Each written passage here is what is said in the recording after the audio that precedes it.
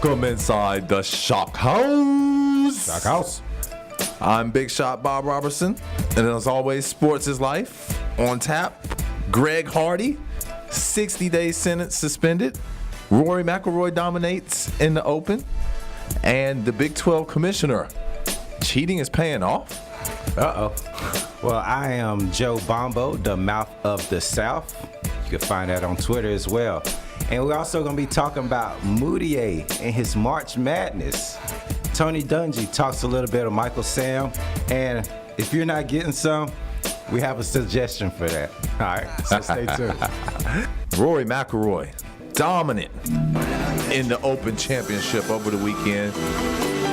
Shooting an impressive 17 under, winning the Open Championship by 2 shots. Going into Sunday's play, he was 6 shots ahead of the pack, and he just cruised into victory. So how impressed were you with Rory over the weekend, Joe? Man, I was more impressed by the fact that he stayed relevant. You know, and that had a lot to do with how the outcome came. I mean, he came in strong, finished strong for the most part. He had that little slip up, man, but for a guy that knew he wanted to win this and it being so special to him, he came out and prepared and played like he knew this is what he wanted, and he knew that he was the favorite. So I'm impressed. Like you said, he started strong his first 2 rounds. He shot 6 under, back-to-back 66s, which just set the bar, and nobody could catch him from there. And Saturday and Sunday, it was just cruise control. And the biggest winner was his daddy putting that bet on him 10 years ago that he would win the Open Championship before he turned 26. I think they said he won a reported $171,000 off that bet. Wow. That is incredible. Was he a genius in doing that, or was he just plain out lucky? And what do you see going in there? It was a little bit of both, because his Rory at the time had won 2 prestigious amateur tournaments on the European circuit. So it was a little foreshadowing. He knew his son had talent, and he felt like he had a great chance to win the Open Championship. And luckily, it worked out for him. So it looks like a little bit of both. Yeah. A lucky genius. I'm about to start booking Rory for the next Open in the next 10 years. See if I can get in on some of that paper. I mean, you can never cash out on $100 and make $100 seem so sweet, right? I mean, besides Rory, the other big story had to be Tiger Woods. And I mean, he made the cut, but his performance just looked nowhere on par what we're used to seeing from Tiger Woods. He shot +6 on the tournament. Well, I mean, the first day he looked pretty good, but it seemed after that, I mean, because the first day was pretty perfect. It seemed after that he just lost it, you know. The second day he you see him start fade back. He start trying to make a run the final day, but, well, let me say Saturday he tried to make a run. But I don't know, it just looked bad out there. As Tiger, you expect him to play pretty decent, and his putting wasn't up to par. His putting, and Skip Bayless said it best, he has driver-itis. Every time he pulls out the driver, he'll yank the golf ball. The 5 times he did pull out the driver and use it on the first 2 rounds, he was 6 over. That's not the Tiger Woods that was winning. He pull out that driver, hit it 350 yards, and be at the hole in one shot. That's not the Tiger that you see on those Nike commercials, that's for sure. And it just shows you, and it makes you think, is this the end of Tiger's run? And I'm starting to lean towards that way. I don't feel like he's the same player as he used to be in. Well, obviously he's not, but I'm starting to see it being like, is he really going to even get 15? It doesn't look like he's going to get 15. I don't see when he will get 15. The field is getting stronger. Yep. Rory McIlroy, Adam Scott still out there. Jordan Spieth's coming up in the world. Phil Mickelson is still out there. Bubba Watson's playing better golf. It's going to be really, really hard for Tiger to win another major. It just seems that these guys are starting to get better, and they're starting to pass Tiger. But you got to give credit to Tiger, because if it wasn't for Tiger Woods, I don't think we'd have a lot of guys out here playing golf as we see. Yeah, they still need Tiger for those ratings, because when Tiger's not there, nobody watches. Yeah. And I mean, like, even as questions brought, I think with Tiger is more him getting back to what he used to do. Yeah. And he really needs to get back to his old caddy and see if he could kind of pull him out the weeds and get him back on track. He's not the same guy he used to be. Or find that guy that was helping him win in the early 2000s. Exactly. Well, in other news, Tony Dungy is keeping the NFL relevant at this point in time during the year, and he's talking about Michael Sam. in a recently released article or statements released by the Tampa Bay Tribune, Tony Dungy made a bold statement saying that he would have not taken Michael Sam because he wouldn't want to deal with the things that are going to be going on concerning Michael Sam, and it's not going to be a totally smooth transition. Tony, you're going to have some explaining to do. I mean, it won't be a smooth transition, quote. Won't be so smooth about it. Rookies get hazed by veteran players all the time. Would the hazing be different for Michael Sam? I don't think so. I mean, there's still going to be players that hate against it. There's fans that hate against it. Yeah. But this is 2014. Like we touched on last week, everybody has their opinion, and they're free to their opinion. As long as you don't go out here and start acting the fool and try to start a riot, cause some harm to someone, you can say what you want to say. It's not the fact of right or wrong. It's the fact of what you want for your team. And you can't say that somebody's wrong or worse or wronger. I'm going to use that even though that's not a term. You can't say somebody's wrong or wronger for the way they want to handle their team and their organization. And I think that's the way he came out. And the guy, I mean, everyone knows Tony Dungy's a stand-up guy. And I feel that has a lot to do with it. And I could agree with him. Absolutely. I mean, I think that Michael Sam, just personal opinion, him coming out of the closet helped him get drafted. Yeah. Because if you go back to his combine numbers, what was his 40? 4.96? Yeah, like 17 reps on 225 pounds? Anybody else put that up, they're not getting drafted. No. He has a spot and a role that he can fill within that defense. And I really think he has the drive and the push to make it. I hope he does make it. And it can just open the door for more of the things to come. And that's the one thing about sports that you got to like.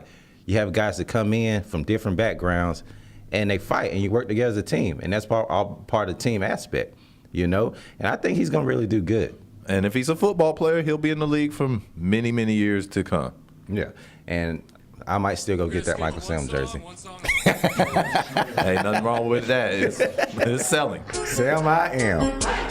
And staying in the NFL last week, the Charlotte judicial systems found Greg Hardy guilty and sentenced him to 60 days of a suspended sentence and 18 months probation, which Greg Hardy is filing an appeal against and hoping to get a jury trial.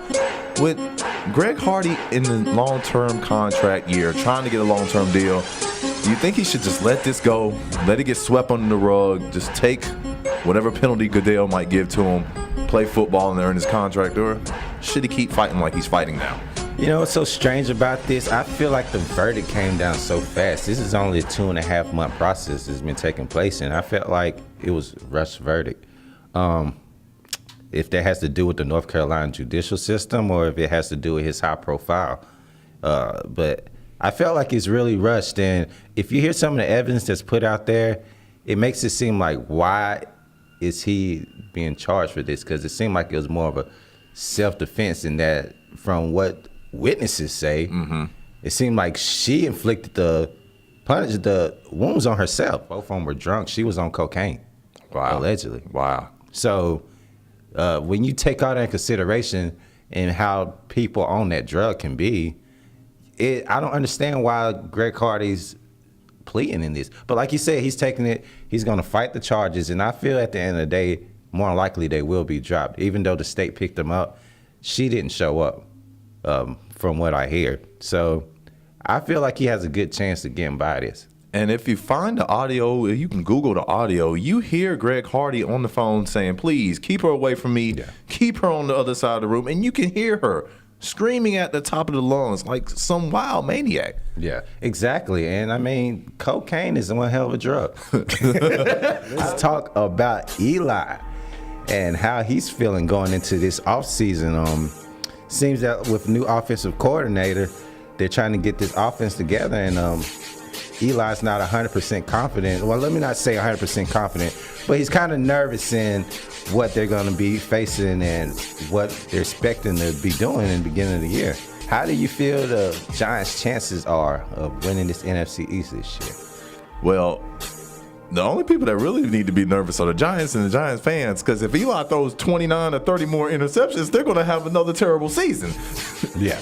But I can feel Eli, Chris Snee retired one of his most trustworthy lineman who has been with Eli his entire career. It's a new offensive system. I would be nervous too if I'm coming off a 30 interception season and I'm going into a whole new offense that I haven't quite grasped yet. But he's saying with time, more repetition, they should get it back on track. If you have the pedigree like a man, and one thing that you cannot question is your work. I really think New York could be one of those teams that just had an off year, and I think they could really bounce back strong. The NFC East is kind of up for grabs. Hey, if they get rolling at the right time, we'll be able to see a 9-7 season, not a 7-9. Hey, if they make 9-7, make the playoffs, you know what happens when the Giants get in. Eli gets hot in January. Bon voyage time. First off, bon voyage to Alex Ovechkin and Maria Karolinko. Miss Karolinko ended their engagement last month, saying she needed to focus on her career. And it was signs at Wimbledon when she showed up and Alex wasn't with him, even though the Capitals had already been done for the season. So good luck to both of them. And unfortunately, bon voyage to Michael Cooper, a.k.a. Coop. Yeah. Diagnosed with tongue cancer today. The Atlanta Dream coach and former Los Angeles Lakers star will step away from the team to get treatment. Hopefully it'll go quickly and he can be back on the sideline.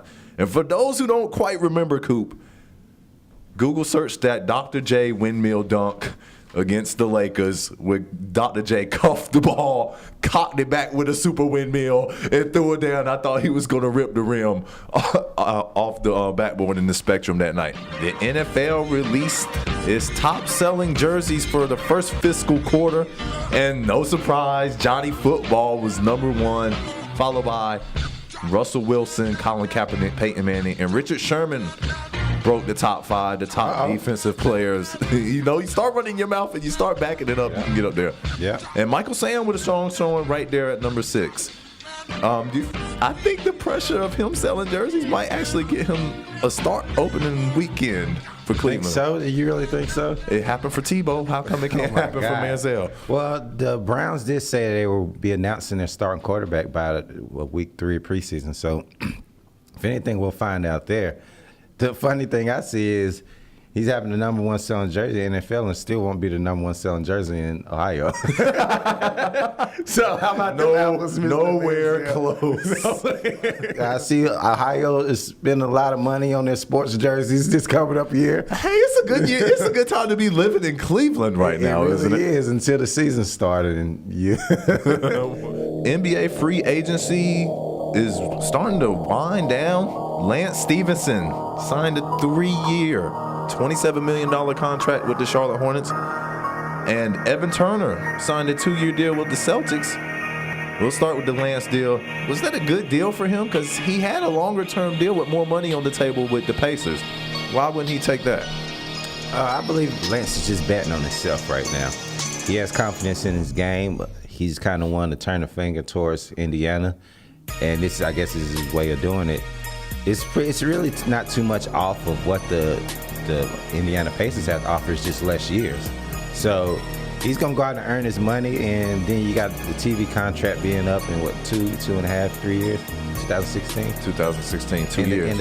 Okay, so about two years. And then he'll have that option, I believe, his 3rd year. So he can always re-up again. So he's looking at the smart way. Just like LeBron, some people are starting to play off that way, and that might some of the deals we see. Guys signing shorter-term deals. And I really think it's a good move for Charlotte. And the best thing I see about Lance Stevenson, he gives that same defensive mentality, and he's going to give you that nastiness. And if you could bring in a young Lance and then put him on the bench and come in with a young MKG, they're going to be getting that, whoever's playing that 3 position, LeBron, Kevin, any of those guys, they're going to be getting at them all game long. And that's one thing they did improve is their defense. I see Lance starting, and I see Henderson coming off the bench as their scoring coming as the 2. As the 2, and Lance going to the 2. Between MKG and they just signed Marvin Williams, one of them will start, and the other one will back the other one up. MKG, his defense is amazing though. I feel like he should stay in the start. He should stay in the start, and then we can bring Williams and whatever. But how about Evan Turner to the Celtics? You like that move for the C's? Real. Honestly, Evan Turner right now is sort of irrelevant to the whole free agency period, and his play is going to be determined because he hasn't showed anything remnants of what he showed at Ohio State. He was one heck of a scorer at Ohio State, and he seemed that he was coming in the league and do the same thing, but we haven't seen that from him. Big 12 Commissioner Bob Bowlesby, in his press conference yesterday, he basically crushed the NCAA, claiming that, cheating is paying off right now. What does this do for the NCAA's reputation going forward? They're already on thin ice. NCAA reputation is not going to be fazed by this. It just brings up more talk around the subject of cheating. But what do you do? Yeah, of course everyone knows there's cheating. Depends on what you call cheating. So many different levels to it. If you're not cheating, you're not trying. It's a lot of connotations we could put on it. I just don't know where it's going to lead to. What is he coming out by saying this? Is he trying to point the finger indirectly at Oklahoma State? Is that what he's doing, or what's going on?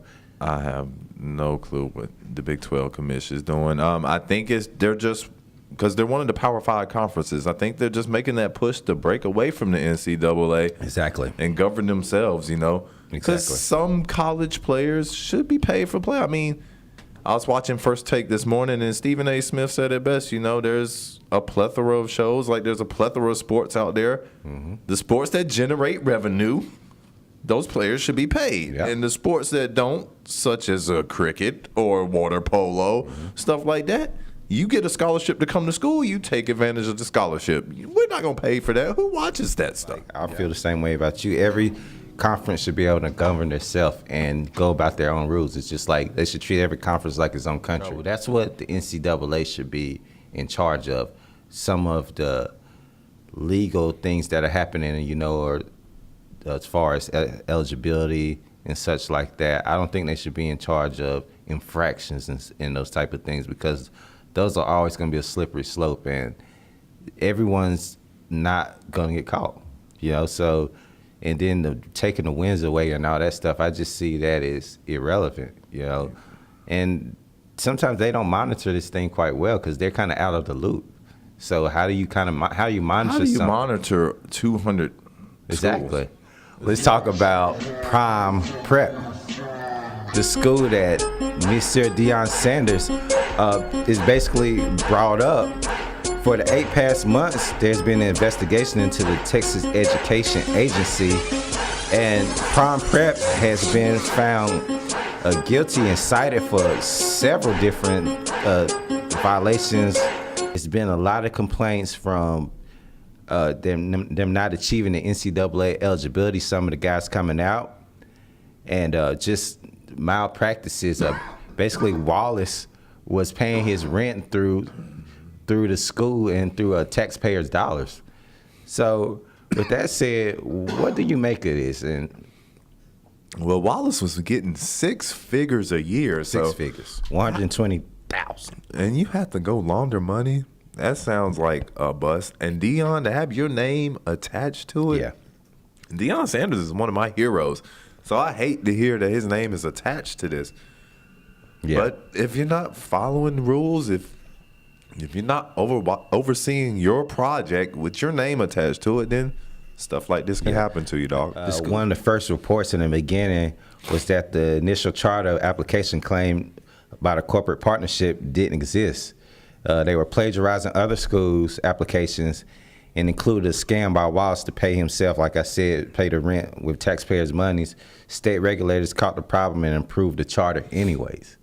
So seems to be. So there was a few hands in that cookie jar right there. Exactly. It just seems to be like, it seems that the face, just having Deion's face right there kind of made a lot of things get swept under the rug. Damn, Prime. Yeah, you really can't say much about it. And it's so funny because maybe one of the big things is the guy that he had in charge. And then on top of it, it seemed like they had a lot of disputes. Him and Deion did not get along as well. Deion called him a snake. What? And Wallace said that Sanders tried to strangle him at one point in time. Tried to strangle him. Deion trying to strangle him? Exactly.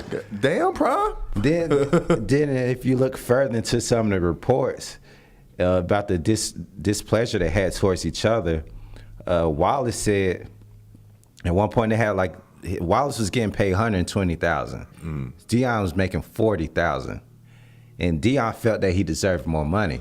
So they had little different arguments about that. And in one of the arguments, Dion looks at Wallace in the eyes, and this is what he says. I'm gonna read this. I'm gonna basically do my little acting role right here on what was said between Dion and Wallace. So this is gonna be my Wallace voice. All right. But he's like, Dion's like, I don't know who can look in the eyes in this room and say, I'm going to give myself 120 G's, and I'm giving Prime 40. You can't justify that. So Wallace responds.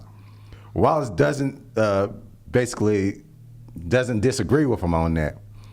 And he said, Wallace is like, now you tell me, what position? Sanders says, position? Yeah, what position? HNIC. Sanders shot back. I'm pretty sure Dion tried to put his hands on him. He tried to do the Dion step on his face and everything. You know Dion violent, didn't you? I remember the fight he had with Andre Rison and punching him in his face mask. I'm like, dude, that's hurting your hand more than it's his head, isn't it? That's just classic verbatim right there, man, between two guys disputing over some money. And then went to the Lean on Me movie for a quote. He did, huh? Dion. Prime. HNIC. HNIC. You telling me you gonna make 120 and give Prime 40? Prime 40? No, baby, that ain't going down. And that's Emmanuel Mudiay. He was actually a McDonald's All-American this past year and was looking to attend Coach Larry Brown in the SMU Mustangs. But according to some speculation, there's a possibility that he wouldn't become eligible. So the 6'5", 185 point guard, who said to possibly be the next Russell Westbrook, said, okay, I'm going to take my talents to China. And I'm going to get this $1.2 million and take care of my family and take care of my mom, who I don't want to see struggling. I mean, a young kid going to a different country, trying to learn and understand a different language from the coach and teammates. So with this guy having that offensive inefficiency, I think this will really help out his game and kind of give him more practice playing in real time and playing against other pro players. I mean, but come on now. The Chinese players aren't 6'5" with super athleticism like the Moutier kid is.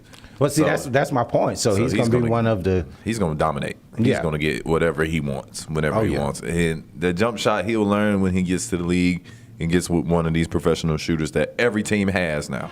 All right. So, Bobby, have you heard of Golden? You remember Golden Voice? Golden Voice? Yeah. Who is Golden Voice? You don't know who Golden Voice was, Paul? You heard of Golden Voice? Thank you. Okay. All right. Yeah. The Ted Williams, Golden Voice. The homeless guy that. I remember now. Yeah. Okay, out in Cleveland, right? Okay. So, have you heard of Golden Hands? Golden Hands. Interesting. So, how about this? The Cleveland Browns are hosting tryouts for local homeless men at wide receiver.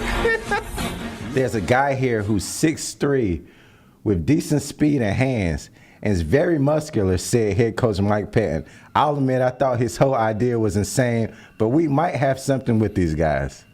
You know, it's one of the states. Talking about somebody hungry. Yeah, you don't get no more hungry than that, right? Exactly, off the street. One of the guys said, I just want to play, said the man who looked like a former NFL receiver, Terrell Owens, wearing a trash bag for a shirt. We don't mean to laugh at you, but no, come on now. They could have gave him some kind of little Cleveland Brown shirt to damn try out in, right?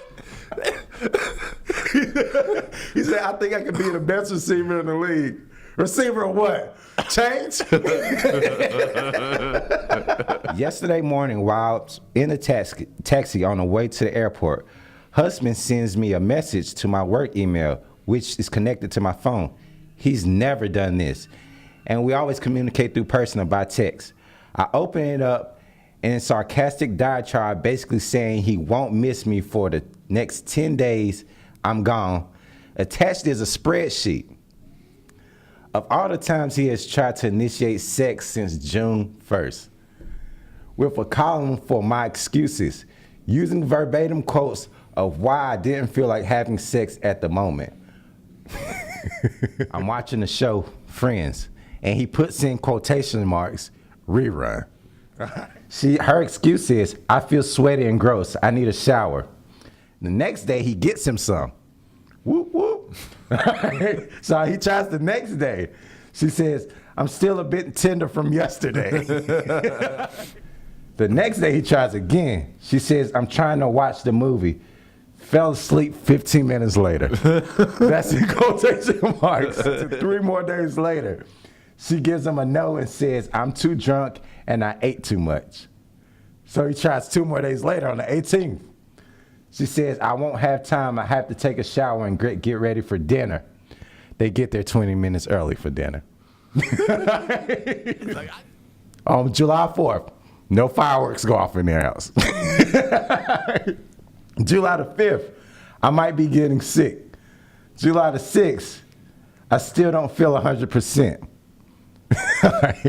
She got him. And she just basically goes on and basically turns him down. And they have sex, I believe, 3 times out of 27 attempts. What do you expect from marriage, man? It's not like when you first date and you first meet someone, you get it all the time. You get married, you don't never get it anymore. 3 times in 2 months.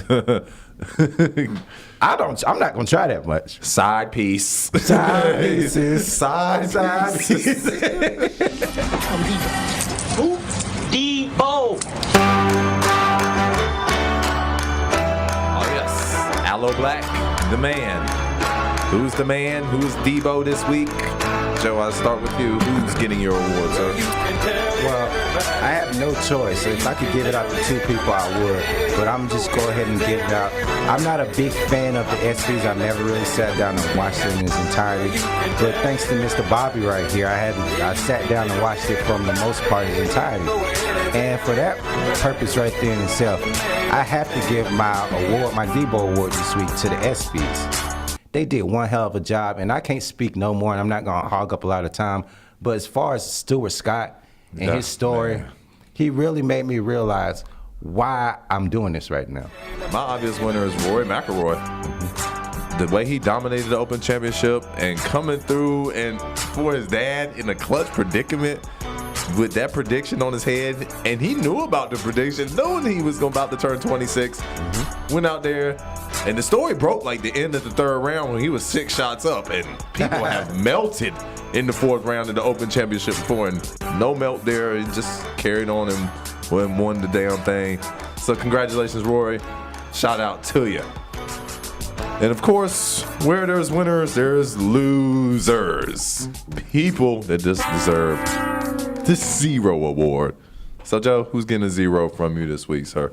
Well, I've been on a trend of kind of harassing these organizations for making these faulty moves and the things that they've been doing.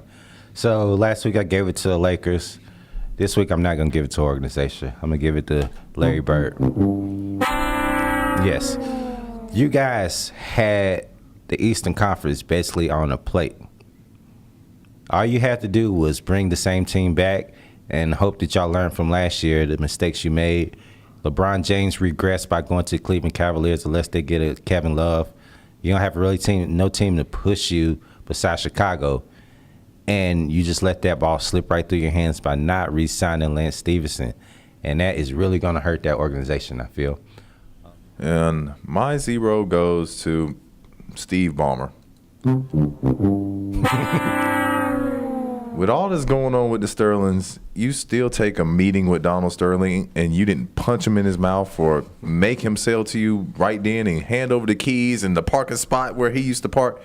I wouldn't even took the meeting. I'm like, how dare you call me? Don't call me. Yeah. Take my money and get the hell out of my way so I can start running my business. If you're not saying that, we have nothing to talk about. So, dude, 0. Hey, that's all you can say. Take it or leave it, right? Yo, that's the show this week. Catch episodes on Spreaker.com. You can always find the SHOKhouz on the YouTube channel as well, under SHOKhouz, of course. I'm BSB Big Shot Bob Robertson for Joe, the mouth of the South Bombo. Till next time, peace. Side pieces, side pieces. Side pieces.